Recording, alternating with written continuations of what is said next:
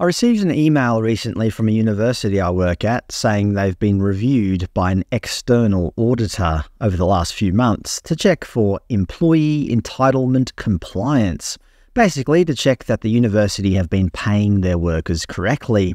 Well, it turns out they haven't.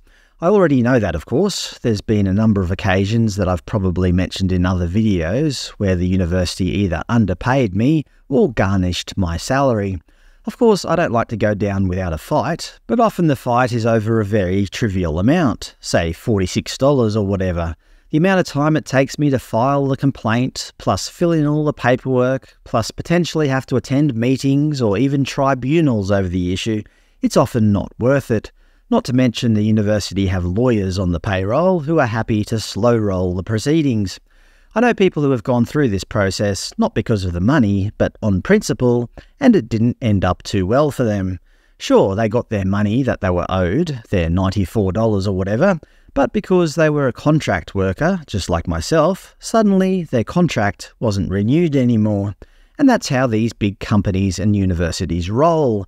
Sure, it's not legal to dismiss people over filing a complaint, but the majority of their workers now are casuals who are on 3-month or perhaps 6-month contracts.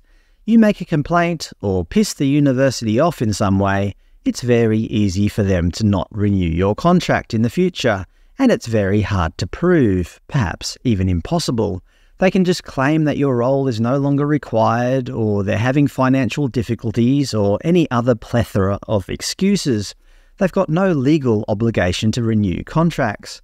That's why they have so many workers on these contracts. It makes it very easy for them to essentially dismiss a whole bunch of people without facing any legal consequence. Just a note, I'm kind of under a gag order here, so I can't tell you too many details.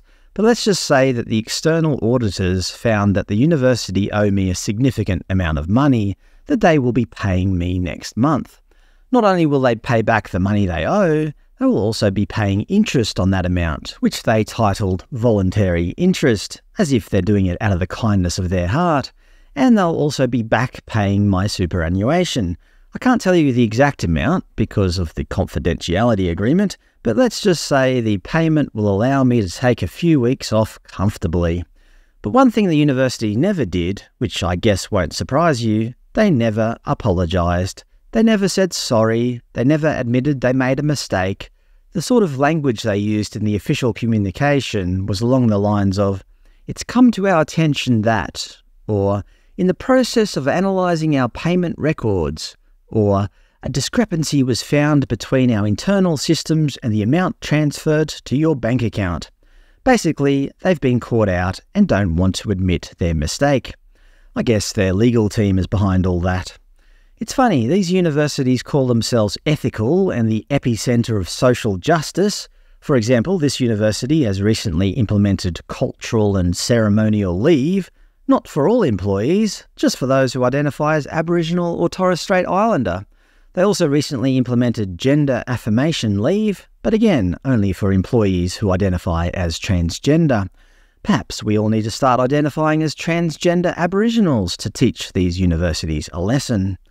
The university call their policies inclusive and ethical, but in reality, I think common sense would dictate that their policies are actually exclusive and discriminatory.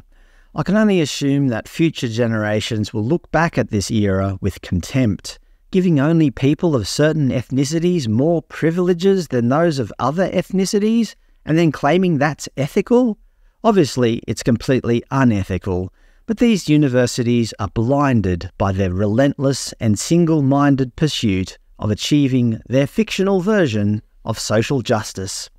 Anyway, as I said, they call themselves ethical, but yet are happy to underpay their staff, and even when they get caught out, they don't say sorry, they just call it a discrepancy. The good thing is, karma has come back to bite them a little bit, and I'm finally getting a bit of social justice myself, in the form of a cash windfall.